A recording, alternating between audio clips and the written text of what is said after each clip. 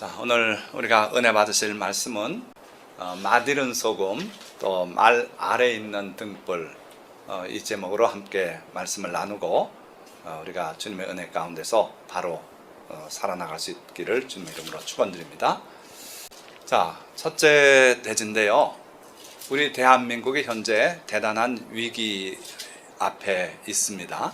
그뿐 아니라 지금 우리 대한민국의 도덕적인 수준을 보면은 이 옛날 이스라엘이 멸망할 때 하나님께서 선지자들을 통해서 하신 그 말씀이 바로 우리를 향한 말씀이기도 하겠다 하는 그 정도로 우리가 타락한 것 같아요. 자, 그 당시에 선지자 예레미야를 통해서 하나님께서는 너희는 예루살렘 거리로 빨리 다니며 그 넓은 거리에서 찾아보고 알라. 너희가 만일 정의를 행하며 진리를 구하는 자를 한 사람이라도 찾으면 내가 이 성읍을 용서하리라. 하나님께서는 이미 예루살렘 성을 바벨론의 손에 의해서 멸망당하게 하겠다고 선지자를 통해서 예언하신 후에요.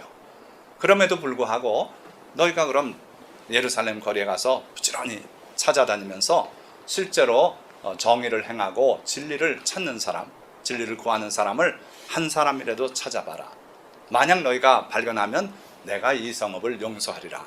다시 말하면 멸망시키기로 했던 계획을 취소하겠다는 거예요. 그런데 그들이 여호와께서 살아계심을 두고 맹세할지라도 실상은 거짓 맹세니라. 그 중에 어떤 사람을 하나 찾았어요. 장로님이고 그 당시에 수염도 멋있게 기르고 옷도 잘 입고 거룩한 복장을 하고 다녀서 그를 붙들고 물어봤어요. 그랬더니 그가 여호와의 이름으로 내가 맹세하노니 나는 그런 못된 짓은 한 적이 없다. 말하자면 그런 상황을 지금 얘기하는 거예요. 그러나 하나님께서는 그가 여호와께서 살아계심을 두고 맹세할지라도 실상은 거짓 맹세다. 거짓 맹세다. 그러니까 한 명도 의를 추구하고 그렇게 사는 사람이 없다는 하나님의 단언이에요. 하나님께서 모르시겠습니까? 우리 머리털까지 다 세시는 그 하나님께서 각 사람의 삶과 그 사람의 믿음을 아시기 때문에 한 사람도 없다고 단언을 내리신 거예요. 지금 우리 대한민국은 어떻습니까?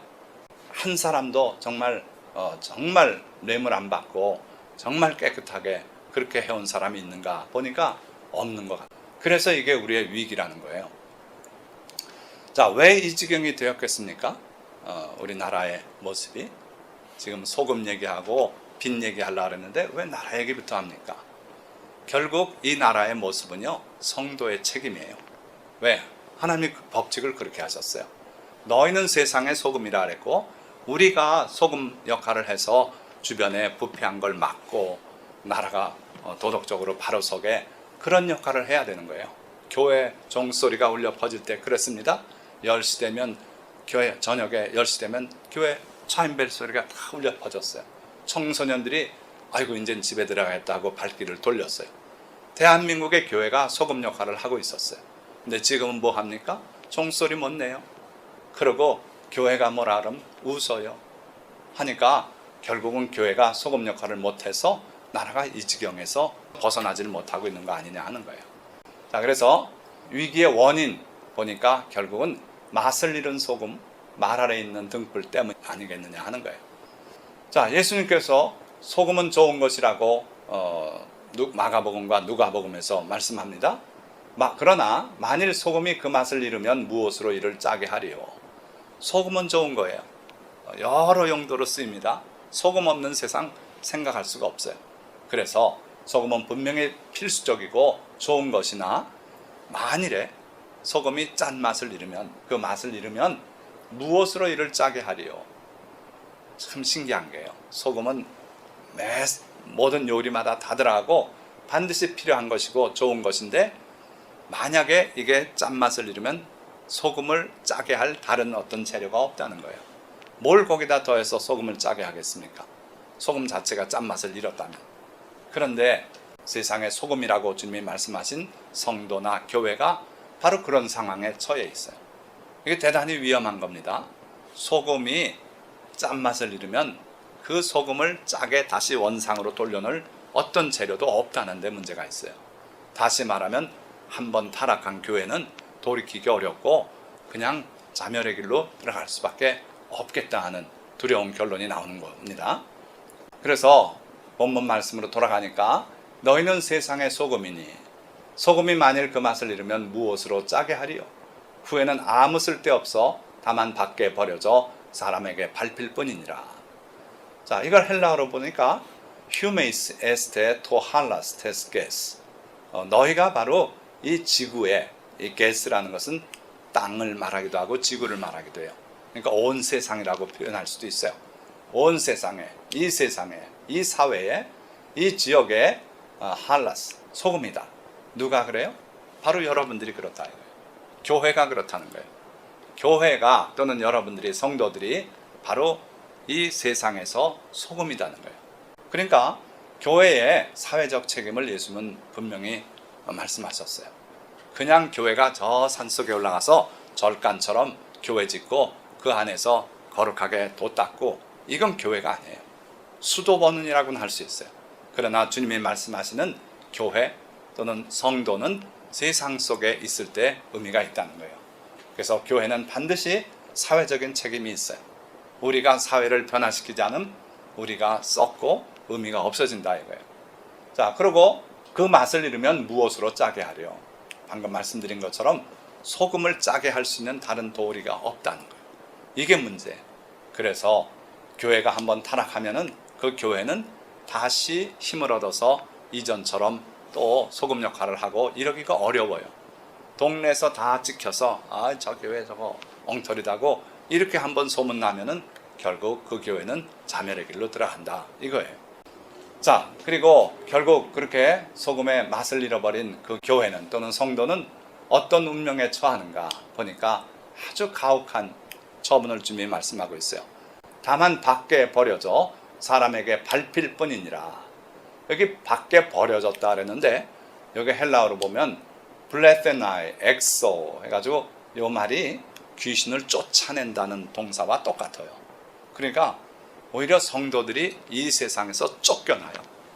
너희는 왜 왔냐 그러고 쫓아내요. 이렇게 배척당하고 버림당하는 그런 처지에 놓인다 이거예요. 그러고요, 사람에게 밟힐 뿐이다 그랬어요. 그래서 휴포톤, 안트로폰, 사람들의 밑으로 내려가서 밟히게 된다. 그러니까 이 지역사회에서 정말 우스운꼴이 되는 게 교회다 이렇게 되는 거예요. 자, 예수님께서는 또 다른 비유로 너희는 세상의 빛이다. 소금이고 빛이라는 거죠. 그래서 산 위에 있는 동네가 숨겨지지 못할 것이요, 사람이 등불을 켜서 말 아래 두지 아니하고 등경 위에 두나니. 말이라 그러면 아시죠? 곡식 뒤는 그걸로 푹 뒤집어 씌워 놓는 그런 사람은 없다 이거예요. 등불을 가지고 온다면 그 등불을 등경 위에 올려놔서 집안에 빛을 비추게 하려는 내 뜻이 있지, 등불을 가지고 들어와서는 말 아래 넣고 뒤집어 씌워 놓는 그런 사람 없다. 좀 있지 않는 표현을 써서 주님이 강조한 겁니다. 마찬가지로 너희도, 교회도 등불과 같은 존재다. 그래서 등경 위에 올려져서 주변을 밝히고 어두운 구석쟁이를 몰아내고 그런 역할을 해야 된다. 이러므로 집안 모든 사람에게 비치느니라. 이같이 너희 빛이 사람 앞에 비치게 하여 그들로 너희 착한 행실을 보고 하늘에 계신 너희 아버지께 영광을 돌리게 하라.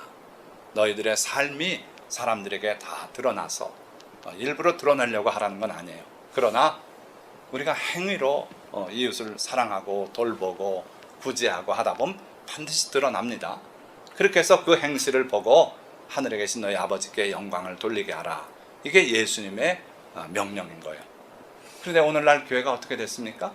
말 아래 놓인 교회처럼 돼버렸어요. 자기들끼리는 모여서 뭔가 해요. 즐거움을 나누고요.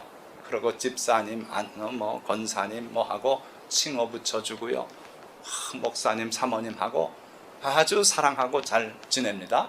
그런데 말 아래서만 해요. 벗어나 나와서는 자기가 성도라는 거 표현도 안 하려고 그러고 숨어서 그렇게 사회에서 예수 믿는 사람인지 모르게 그렇게 행동을 해요. 그 교회는 이미 틀린 거예요. 그 사람이 예수쟁이라는 걸 모든 사람들이 알아야 돼요. 회식하러 가면 여기 소주 5, 콜라 하나 이렇게 나와야 돼요. 그들의 입에서. 왜? 저분은 예수쟁이고 집사님이고 해서 술을 안 먹는다. 그러니까 콜라 드려야 된다. 알고서 그렇게 하게 돼야 된다는 거예요. 그런데 안 믿는 사람도 같이 행세하고 하니까 콜라 하나 이게 없어요. 소주 5, 맥주 2 해가지고 있는 대로 따라주면 또 받아서 넓적넓적 먹고 또 옆에 사람 주고 그렇게 살고 있다 이거예요. 자, 그래서 여러분들이 정말 말 아래 놓인 그러한 등불이 되지 말라는 겁니다. 자, 우리를 보고 주님은 꺼진 등불이라고 얘기 안 하셨어요. 다행이에요. 꺼진 등불 하면 정말 소망이 없죠. 그러나 우리가 말 아래 있는 등불은 될 수 있다 이거예요. 그래서 우리가 이건 그래도 소망이 있습니다. 말만 벗겨내면 돼. 그리고 등불을 올려놓으면 돼요. 근데 맛을 잃은 소금은 정말 소망이 없는 거죠. 자, 그러면 실제로 소금이어야 하는 우리 한국교회 현황이 어떤가?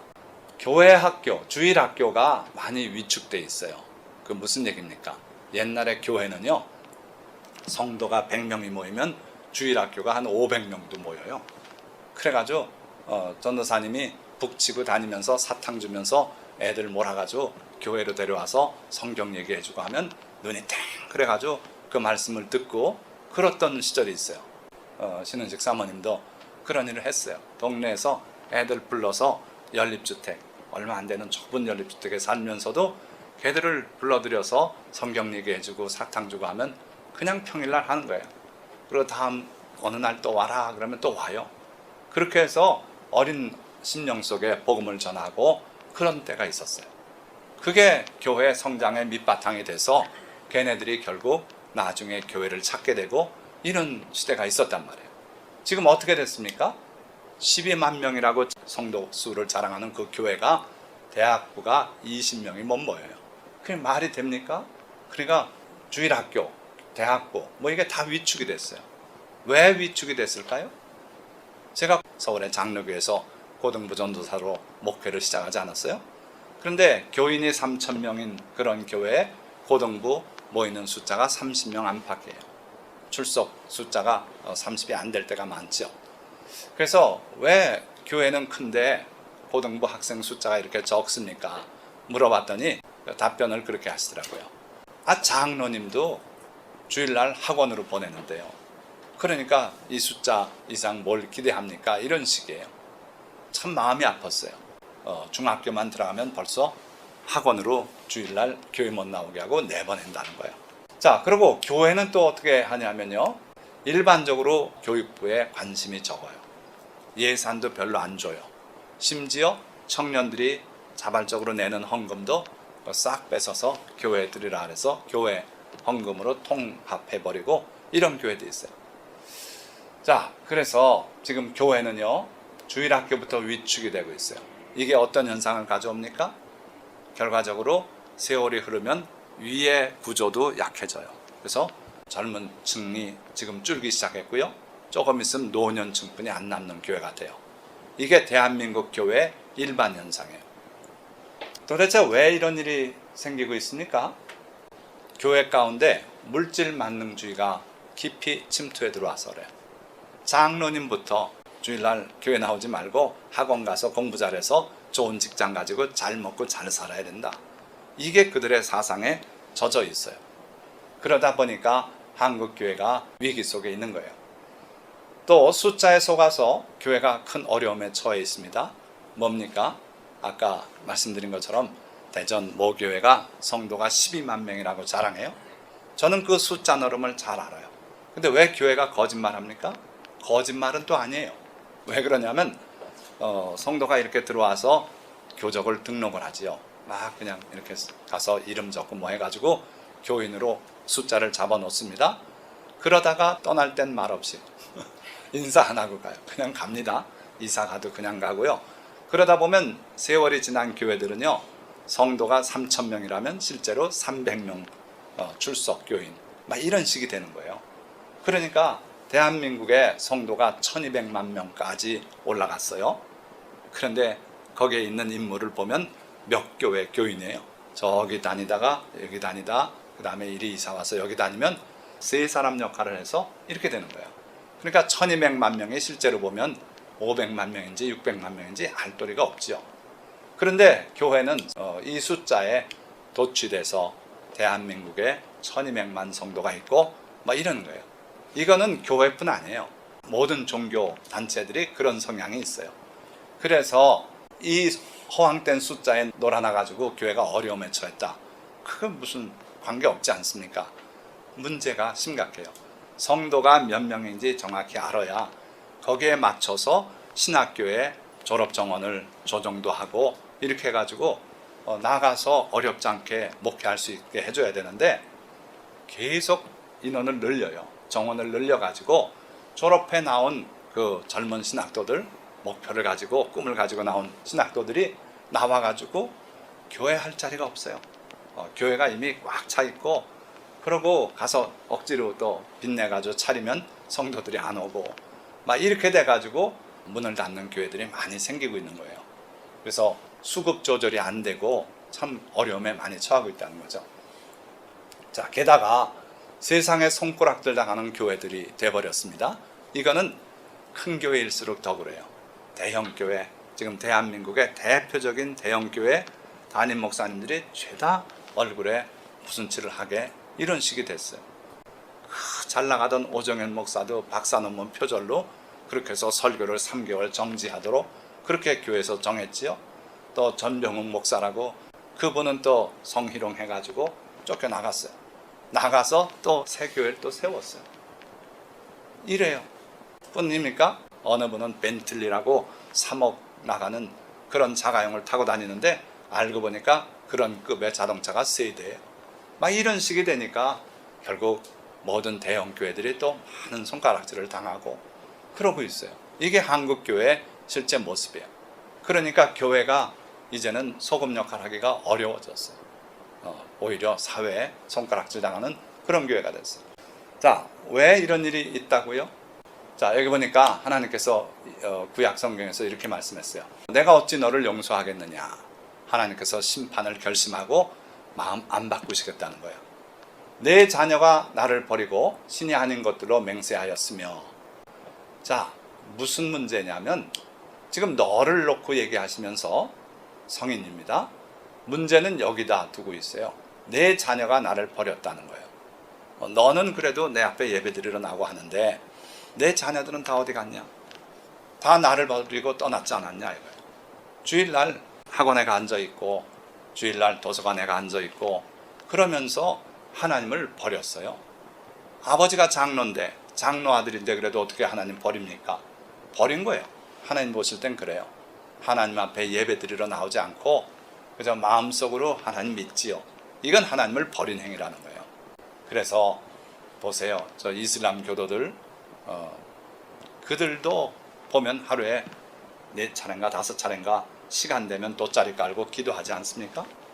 그렇게 하기 때문에 그들의 신앙이 유지가 되고 그러는데 지금 아버지가 장로고 목사님들 뭐 합니까? 안 나오잖아요. 안 나오잖아요. 왜 그런 현상이 있습니까? 배불리 먹였더니 하나님께서 축복을 내려주셨더니 그들이 간음하며 창계집에 허다히 모이며 그 여유로움을 가지고 성적 타락에 그렇게 자원을 쓰고 있더라는 거예요. 그들은 두루 다니는 살찐 수말같이 각기 이웃의 아내를 따르며 소리 지르는도다. 그러니까 그것도 또 정상적인 그런 배우자를 감을 찾아서 데이트하고 하면 누가 뭐랍니까? 그것도 아니고 창기의 집에 모이고요. 그러고 이웃의 아내를 꼬시려고 쫓아다니고 마치 발정한 순말같이 그러고 소리내면서 그러고 다니고 있다 이거예요. 이번에 간통죄가 폐지되지 않았습니까? 그것 때문에 좋아서 속으로 기키되는 사람들 많은 거예요. 심지어 교도소에 들어갔던 사람도 뭐 700몇 명인가 석방되지 않았습니까? 거기뿐입니까? 성매매 금지법 불편해 도대체 안 되겠다 해가지고 성매매 금지법 좀 없앴으면 좋겠다고 그래서 그걸 위헌 소송을 걸고요. 여러분들 성매매 금지법이 없어져서 성매매 종사하는 여성이 직업으로서 그걸 자유롭게 해나가고 하면 그 사람들의 생활이 나아지겠습니까? 독일이 성매매 폐지하고 10년 동안 어떤 변화가 있었는가를 실제 데이터를 뽑아가지고 보여준 분이 있더라고요. 그런데 10년 동안에 큰 변화가 왔는데 그들이 몰락했어요. 성매매 여성들이. 이전엔 40유로의 성매매가 이루어졌었는데 지금은 10유로의 성매매가 이루어진답니다. 왜 그러냐면 금지법이 해제가 돼가지고 자유 경쟁이 붙어서 그래서 많은 여성들이 외국에서도 들어와서 성매매 종사하고 이렇게 되니까 박리다매로 이렇게 나가는 거예요. 그래서 한 여성이 성매매 여성이 하루에 30명의 남성을 상대하고 있대요. 지금 평균. 그러고 건강도 해치고 거기서 하루 종일 종사해야 겨우 30명 하고서도 허덕허덕 하니까 집에 돌아가서 자고 오고 뭐 이건 꿈도 못 꾸고 그냥 거기서 침대 하나 놓고 완전 갇혀서 사는 성노예가 돼 있는 거예요. 그러니까 그 성매매 종사하는 여성들을 자유롭게 해주고 뭐 인권을 좀 올려주고, 그건 마귀가 속삭이는 말이지 성매매 금지법을 해제해버림 이런 꼴이 되고 만다는 거예요. 그 독일의 역사가 우리한테 그걸 증명하고 있는 거예요. 자, 어쨌든 하나님께서 자녀 교육에 실패해서 그 젊은 층들, 어린 층이 다 하나님을 등지고 떠나고, 그리고 장로, 권사, 집사, 직분자들만 모여서 예배드리는 거 기뻐 안 하세요. 하나님의 교육법은요, 자녀들에게 흘러내려가면서 그렇게 해서 대대로 하나님을 섬기길 바라시는 거예요. 근데 대한민국 교회가 바로 이 트랩에 잡혀 있다는 거예요. 자식들은 다 어디 가고 권사님, 집사님만 겨우 남아서 그렇게 예배드리고 있어요. 이게 바로 소금 역할을 다 잃어버린 교회 모습이에요. 여호와의 말씀이니라. 내가 어찌 이 일들에 대하여 벌하지 아니하겠으며 내 마음이 이런 나라에 보복하지 않겠느냐. 하나님은 심판자예요. 결코 잘못한 것을 내버려둬서 세상이 법 없는 문란한 세상 되길 원치 않으세요. 그러니까 하나님의 법에 어긋나면은 하나님께서 벌 내리시고 징벌하시고, 하나님의 말씀에 순종하고 성결하고 정결하게 사는 사람은 또 하나님이 축복하시고, 이렇게 해서 세상이 바로 돌아가길 원하시는 분이에요. 그 세상이 썩지 않도록 우리를 은혜를 내려주셔서 우리가 소금 역할하라고 그렇게 하신 하나님이십니다. 여호와께서 이르시되 내가 나를 버렸고 내게서 물러갔으므로 내게로 내 손을 펴서 너를 멸하였노니. 그래서 하나님께서 북방 이스라엘을 먼저 멸하시고 남쪽 유다 왕국을 또 멸하시고서 하신 말씀이 이거예요. 그랬기 때문에 내가 너희 나라를 멸했다 하고 말씀한 거예요. 그 주님은 변함이 없다는데 우리에게 두려움이 있는 거예요. 우리 하나님은요, 예수 그리스도를 통해서 우리가 하나님을 발견하고 우리의 죄를 짐승제사 안 드리고 용서받아서 죄를 사함받게 하는 그런 은혜는 주셨지만 하나님의 법대로 살라고 하셨지, 그 법이 다 소멸돼서 이제는 마음껏 간통도 하고 성매매도 하고 그렇게 살라고 하신 하나님이 아니라는데 문제가 있어요. 그래서 하나님께서는 변함없이 그 하나님의 법대로 살기를 원하시고 그렇게 살라는 거예요. 그렇게 안 하고 자기 마음대로 살고 할 때는 하나님께서 결국 멸하시겠다 그랬어요. 멸하시겠다. 그 대한민국에 적용해 봅시다. 대한민국이란 국가가 없어질 수도 있어요. 안 그렇습니까? 우리 가까운 역사에 생각해 보세요. 베트남이 어디 갔습니까? 지금 베트남이란 이름으로 불려지지만 자유 베트남은 소멸됐어요. 북쪽에 있는 공산 베트남이 결국은 자유 베트남을 먹어치워서 지금 하나로 통일되어 있지만 그 나라는 멸망당한 거예요. 그러니까 하나님의 징벌이 우리에게 내려지면 또 한 번, 전쟁 끝인 지 70년 되지 않았습니까? 이제쯤은 전쟁이 한 번 있을 만한 그런 충분한 기간이 됐어요. 두려워해야 돼요. 기도해야 돼요. 예수님도 말씀했어요. 너희는 이 갈릴리 사람들이 이같이 해받음으로 다른 모든 갈릴리 사람보다 죄가 더 있는 줄 아느냐? 너희에게 이르노니 아니라. 너희도 만일 회개하지 아니하면 다 이와 같이 망하리라. 이 말씀은 아시죠? 갈릴리의 어떤 사람들을 그 헤롯이 잡아서 그들의 피를 제사에다 썼어요. 인간 제사를 드린 거예요. 그 보고가 예수님께 올라왔을 때 예수님께서 끔찍한 일을 당한 이 사람들이 특별히 죄가 많아서 그렇게 된 줄 아냐? 아니다. 너희도 회개하지 않으면 이렇게 망할 것이라고 주님 말씀했어요. 이게 예수님의 교훈이에요. 자, 그런데 무엇을 믿기에 이 지경이 되고 이런 위기에 있으면서도 사람들이 태만하고 별일 없겠지, 그렇게 즐겁게 삽니까? 참 이상하지 않습니까? 하나님의 말씀은 분명히 우리에게 위기를 알려주고 경종을 울리는데 뭘 믿기에 이 지경이 됐습니까? 기록적인 기독교 성장이 우리에게 자만을 심어줬어요.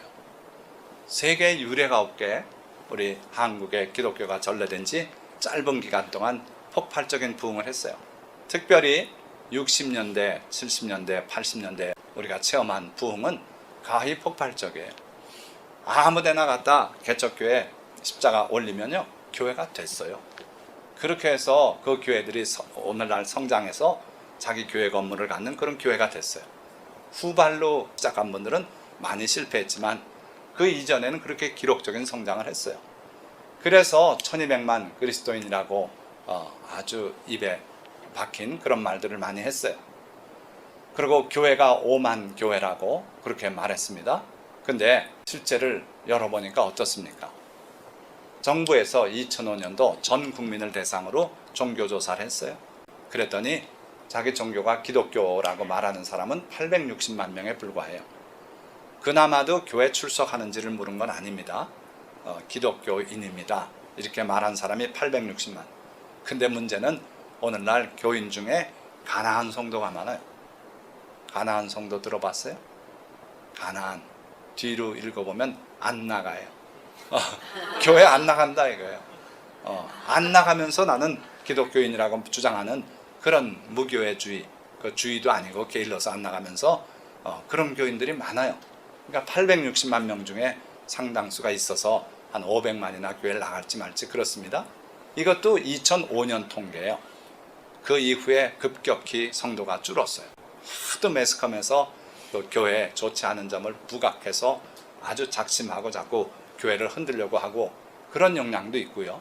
그래서 이게 또 10년 전이니까 지금으로 말하면 이거에 반토막 났다고 보시면 돼요. 출석 성도로 보면 그래요. 교회가 5만이 있다면 그렇다면 이 교회 때문에 사회가 밝아야 될 텐데 어떻습니까? 50만 철학관이 있어요. 지금으로 말하면 60만쯤 돼요. 이게 한 10년 전 통계예요. 무슨 얘기입니까? 점집이 그렇게 많아요. 사람들이 점 보러 다녀요. 이번에 자살한 분, 그분도 장로라고 해서 교회에서 장례식을 하고 다 하더라고요. 그런데 그 측근한테 기자가 열심히 물어보니까 장로는 무슨 장로예요? 그냥 명예장로죠. 신앙이 있었습니까? 신앙은 무슨 신앙이 있어? 그렇게 답하더라고요. 그러니까 신앙이 없어도 그 어머님이 권사님이고 교회에 기여하는 바가 크니까 장로직까지 명예직으로 줬어요. 그게 말이 됩니까? 장로는 정말 목사님 대리 역할을 할 수 있는 그런 분들이 장로예요.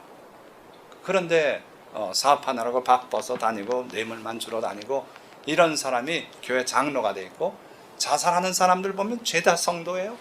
그래서 목사님이 장례식 설교할 때 뭐 어머님은 뭐 좋은 곳에 가셨고 뭐 하늘에서 널 내려다보고 있을 거라고 위로하고 그런 거짓말을 어떻게 합니까? 자살했는데 어디 천국 가서 여기를 내려다보고 있습니까? 그러니까 정말 말이 안 되는 소리들 많이 하고 그래요. 그러니까 교회가 얼마나 타락했는지를 보여주는 거예요. 그러면 결론은 위기에서 벗어나려면 어떻게 해야 되겠는가? 어려운 일이에요. 어려운 일이에요. 한번 타락한 짠맛을 잃은 소금은 무엇으로 짜게 하리요? 예수님이 짜게 할 방법이 없다고 말씀하신 걸로 봐서는 매우 어려워요. 한국 교회가 정말 위기에서 벗어나서 다시 소금 역할하는 교회 되기는 기대하기가 어렵습니다. 그래도 마지막 소망을 버릴 수 없으니까 우리가 어떻게 하면 벗어날 수 있는가 한번 생각해 보십시다. 어떤 프랑스 교민들이에요. 그들이 거기에 젊은 한 분이 올린 글이 있었어요.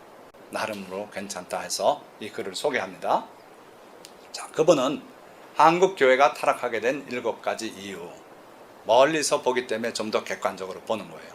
그래서 한국 교회가 타락하게 된 7가지 이유라고 이렇게 쭉 제시했어요. 그러면서 그 7가지 이유가 또 반대로 건강한 교회를 만드는 방법이 될 수 있지 않겠나 하면서 글을 쓰고 있어요. 자, 그래서 7가지 간단히 소개합니다. 첫째는 교회 안에 돈을 너무 많이 쌓아놓아서 교회가 이렇게 타락하게 되지 않았냐. 그러니까 돈을 자꾸 쓰라는 거예요. 굳이 하는데 쓰고. 자, 그러니까 교회는 돈을 너무 많이 가지고 있으면 안 된다. 그것 때문에 타락한다. 맞는 말이고요. 둘째, 교회 건물 짓는데 너무 돈을 많이 써서 교회가 타락했다. 어려운 지역에 와서 목사님이 헌신해서 교회를 잘 발전시켰는데 그 교회가 교회를 지을 때, 예배당을 지을 때 일반 건축비의 3배를 썼어요. 제가 들어가 보니까 온통 대리석이고 이 강대상까지 대리석이에요. 이게 차가운 느낌을 주는데 왜 강대상을 대리석으로 했는지 모르겠어요. 그리고 음향시설에 3억을 들였어요. 그걸 자랑을 해요, 목사님이. 그리고 극동방송에 설교를 하시고, 어느 교회라고 말 안 하겠습니다. 그러니까 일반 건물 짓는 그런 식으로 짓지 않고 하나님의 성전이니 거룩하게. 근데 그게 교회를 타락하게 해요. 이건 예배 처소지 결코 이게 성전은 아닙니다. 그런데 교회 건물에 너무 많은 돈을 들이고 있다. 셋째, 교인들이 목사를 신격화하고 물질로 타락시켜서 교회가 타락한다는 거예요. 왜 3억짜리 벤틀리를 탑니까?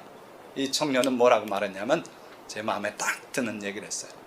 소나타 이상은 타게 하지 마십시오. 자기 담임 목사 소나타 이상 타면 타락합니다. 제가 소나타 타거든요.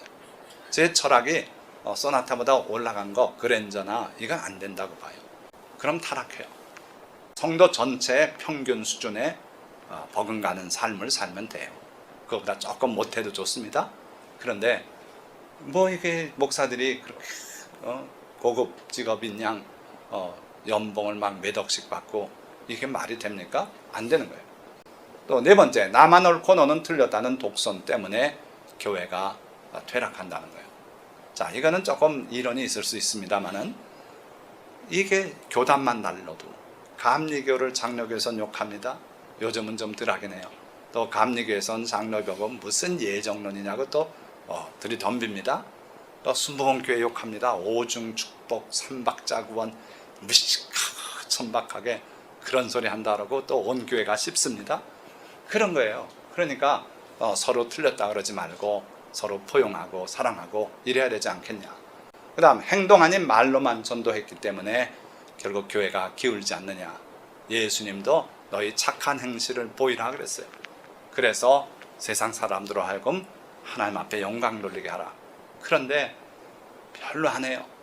제가 미국서 교회 장로교회 나갔을 때 거기서 1년 회계복을 하는데 구제가 1%예요. 교회 예산에. 근데 그걸 제가 딱 발견했는데 그 전에 장로님이 우리 교회는 구제에 힘쓰고 뭐 어쩌고 이렇게 했다고, 그런 방향으로 예산을 했다고. 그런데 보니까 1%예요. 그래서 제가 용감무식하게 손들고 질문했어요. 장로님 어떻게 1%인데 그 교회가 그렇게 구제에 힘쓴다고 말합니까? 그랬더니 대단히 곤란해 하시면서 그런 질문 들어본 적이 없죠. 그러니까 이건 이거 구제라고 해서 쓴 것이 1%고 그 다른 명목으로도 구제를 많이 했다고 뭐 이렇게 둘러대더라고. 구제는 1% 하면서 구제에 힘썼다고 주장하니 말이 됩니까?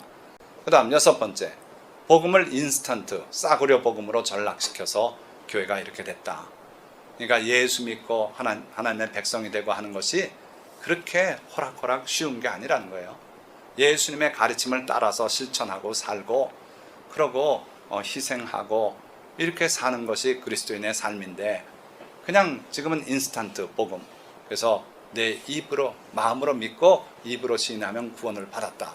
그렇게 해서 앞에 앉혀놓고 따라하십시오. 하고서 하나님 지금까지 지은 죄를 용서해 주십시오 하면 따라합니다.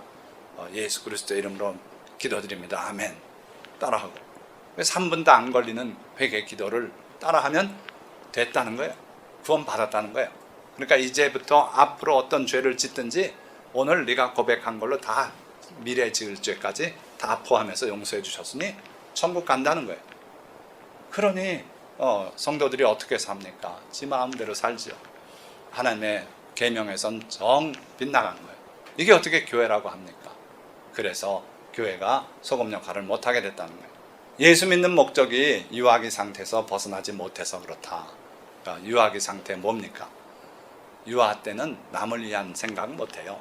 젖 빠는데 최선의 힘을 다해서 빨아먹고 자기가 생존하는 거예요. 그런 신앙을 가지고 있다 이거예요. 오로지 나만을 위해서. 그래서 하나님께서 온 세상에 나 하나뿐이 없는 것처럼 나만을 사랑하신다고. 사랑받기 위해 태어난 사람. 어디 그렇습니까? 우리가 이웃을 사랑하고 하나님 사랑하라고 사랑의 의무를 우리에게 줬지, 나를 하나님이 사랑하려고 세상에 내보냈다. 그건 신학의 성경에도 없는 얘기예요. 그러니까 우리는 이웃을 사랑하고 하나님 사랑하고 헌신하고 돌보고 구제하고 그런 삶을 살라는 거예요. 그렇지 않아서 교회가 이 모양 이 꼴이 됐다는 거예요. 그런데 보다 근본적인 이유를 제가 하나 들어드릴게요. 교회가 타락한 보다 근본적인 이유, 그리고 말씀을 맺고자 합니다. 뭐 같습니까? 왜 교회가 타락했습니까? 왜 한국 교회가 이 모양이 이 꼴이 됩니까? 이거 대전 야경인데 한빛탑이고 이게 둔산동이겠죠? 찬란한 건물들이 올라갔어요. 예전에는 여기 비행장이었어요. 그렇게 우리 삶이 변화됐어요. 여기에 문제가 있다는 거예요. 내가 먹어서 배부르고 아름다운 집을 짓고 거주하게 되며 또 내 소와 양이 번성하며 내 은금이 증식되며 내 소유가 다 풍부하게 될 때에 내 마음이 교만하여 내 하나님 여호와를 잊어버릴까 염려하노라. 결국 우리가 경제 성장을 이루어서 지금 부유한 삶 가운데 들어서 이렇게 나태해지고 하나님을 등지고 교회가 이 꼴이 됐다는 거예요. 이게 하나님께서 모세를 통해서 3500년 전에 가나안 땅에 들어가기 전에 주신 하나님의 말씀이에요. 너희가 이제는 광야에서 40년간 겸손하게 고난의 삶을 살았지만 이제 들어가는 땅은 아름다운 땅이다. 젖과 꿀이 흐르는 땅이고, 그러고 산천이 물을 머금었다 개울물로 내려보내주고 거기에는 사슴이 뛰고 그런 아름다운 땅이고 열매 맺고 너희가 풍족하게 살 수 있게 될 것이다. 거기에 있던 거주민들이 지은 집이 너희 집이 되고 또 너희가 새 집을 더 짓고 이렇게 살게 될 거고 너희 손으로 파지 아니한 우물을 차지하게 될 것이다. 그런데 그때 가서 너희가 먹고 배부르고 이렇게 돼서 하나님을 잊을까 두려워한다 그랬어요. 내가 마음에 이르기를 내 능력과 내 손의 힘으로 내가 이 재물을 얻었다 말할 것이다. 분명히 그렇게 할 것이다. 내 하나님 여호와를 기억하라. 그가 내게 재물 얻을 능력을 주셨습니다. 하나님이 주지 않으셨으면 너 지금 그런 정상적인 두뇌도 없었을 거고 하나님이 주셨기 때문에 우리에게 있는 거예요. 그래서 하나님의 은혜를 감사하고 그리고 늘 하나님께 겸손해서 하나님을 예배드리고 그런 삶을 살라는 거예요. 내가 만일 내 하나님 여호와를 잊어버리고 다른 신들을 따라 그들을 섬기며 그들에게 절하면 내가 너에게 증거하노니 너희가 반드시 멸망할 것이다. 다른 신들에게 우리가 절합니까? 안 하는 것 같지요? 그러나 탐심이 우상 숭배라 그랬어요. 우리가 하나님보다 더 사랑하는 그런 세계가 있다면 취미가 그것일 수도 있고요, 재물이 그것일 수도 있고 명예가 그것일 수도 있어요. 다른 신에게 절하는 게 되는 거예요. 그게 그러면 그렇게 되면은 너희가 반드시 멸망할 것이다. 하나님께서는 우리를 꼬꾸라뜨려요. 아주 지옥 보내시나? 그거는 아닐 수도 있어요. 한번 사업이 무너지고 건강이 박살나서 암 선고를 받고 중리 사느니 하고 그러고 다시 하나님께서 기적적으로 치료하여 주시고 이렇게 해서 이제 회개해서 새로운 삶을 살게 하는 사람들 많아요. 하나님의 사랑 때문에 우리를 거꾸로뜨리고 다스리시겠다는 거예요. 여호와께서 너희 앞에서 멸망시키신 민족들 같이 너희도 멸망하리니. 그 이스라엘 백성이 들어가서 차지하는 그 땅에 7족속이 있었어요. 그 족속을 하나님께서 결국 다 소멸시키시고 이스라엘의 땅이 되게 하시지 않았습니까? 그것처럼 너희도 그 꼴이 될 것이다. 먼저 있던 족속이 기억도 없이 소멸된 것처럼 너희도 멸망할 것이다. 그러나 하나님께서 그 조상 아브라함과 이삭과 야곱을 기억하시고 그래서 그 백성들은 다시 모으시고 또 세상에 흩어졌다 또 모으시고 두 차례나 그렇게 해서 오늘 이스라엘이 있는 겁니다. 그 하나님은 멸망시키고 끝장낼 수도 있는 그런 분이에요. 예수님께서는 뭐라 그러셨습니까? 인자가 올 때에 세상에서 믿음을 보겠느냐. 이게 우리를 우울하게 하는 말이에요. 많은 사람들이 복음이 막 많이 증거돼서 온 세상에 할렐루야 하고 예수님을 환영하는 그 가운데서 예수님 오실 거라고? 그런 말 믿지 마세요. 분명히 예수님은 인자가 올 때에 세상에서 믿음을 보겠느냐. 다 세상이 과학으로 쫓아가고 그리고 쾌락을 쫓아가고 믿음을 버리고 예수님을 참으로 믿는 사람이 극히 드물 때가 올 거라는 거예요. 그때 예수님이 오시겠다는 거예요. 그래서 우리가 사는 이 세상이 1900 아마 한 6, 70년 이후에 급작히 이 모습으로 바뀌어가고 있어요. 하나님께서 대한민국에 마지막으로 성령의 역사를 허락하셔서 정말 많은 사람들이 예수님을 영접하고 교회가 서고 했습니다마는 지금 우리가 살고 있는 세상이 좀 믿음을 다 상실하는 그런 시대가 아닌가. 오늘 이번 수요일 날 설교는 고통하는 때에 대해서 말합니다. 정말 성령의 역사는 소멸되고 사람들의 악한 모습이 드러나고 고통하는 때가 올 거라 그랬어요. 그 때를 향해서 우리는 지금 나가고 있어요. 그래서 여러분들이 정신 차리시고 주님 앞에 기도하고 주님과 더 가까이 사는 그런 사람들이 돼야 될 거예요. 자, 말씀을 맺습니다. 성도나 교회는 세상의 소금이고 빛이에요. 이건 주님이 단정적으로 선언하셨어요. 여러분들은 세상의 소금이에요. 누가 뭐래도 여러분들이 가 있는 그 주변이 밝아져야 되고 여러분들이 가 있는 그 주변이 썩은 데서 다시 새롭게 되는 그런 역사가 있어야 돼요. 자, 그러나 소금이 만일 맛을 잃으면 아무 쓸데 없어진다는데 문제가 있어요. 그래서 여러분들이 정말 욕먹으면서 예수쟁이라는 그런 별명을 얻어가면서 사는 건 그건 행복한 거예요. 그런데 예수쟁이란 말도 없어지고 그냥 어이 자네 하면서 우리 한번 하면 또 하고 따라가고 이러면 이제 끝장나는 거예요. 그러면 결국 세상에게 밟히게 되는 겁니다. 오늘 한국교회는 짠맛을 잃어서 세상을 변화시키지 못하고 있어요. 세상을 변화시키지 못해요. 자, 그렇게 돼서 결국 우리나라가 이 지경인 거예요. 부정부패 속에서 벗어나지 못하고 우리가 오늘 보고 있는 많은 위기가 그래서 우리 앞에 있는 거예요. 그러니까 성도와 교회가 회개하고 다시 소금과 등불 역할을 감당해야 돼요. 그렇지 않으면 우리나라와 교회는 하나님의 심판을 자초해요. 하나님은 심판하시는 분이에요. 반드시 심판하시고 비참한 처지로 전락할 수 있어요. 그래서 우리가 심각하게 알고 회개하고 주님께 민족을 위해서, 나라를 위해서, 교회를 위해서, 우리를 위해서 기도해야만 합니다. 기도하는 여러분들 되십시다. 또 우리가 되시기를 주님의 이름으로 축원드립니다. 기도하겠습니다.